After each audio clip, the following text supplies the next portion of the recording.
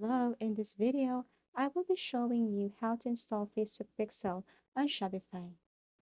First, launch the Shopify application. Now go to Store.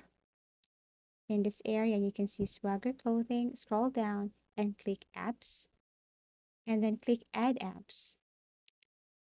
Scroll down again to look for Facebook application. Now, if you can't find it here, all you have to do is to click View All.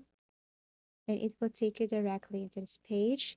Go to search bar and kindly search Facebook Pixel.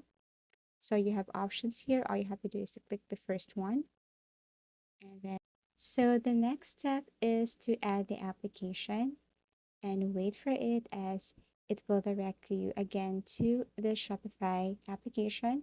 So you have to choose an account, click your Facebook account, tap this one, and then Swagger Clothing or the Shopify will have an access or a link to One Pixel Facebook.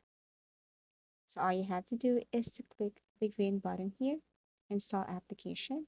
Once done, Facebook Pixel will install automatically to Shopify. Thank you for watching and see you again in our next video.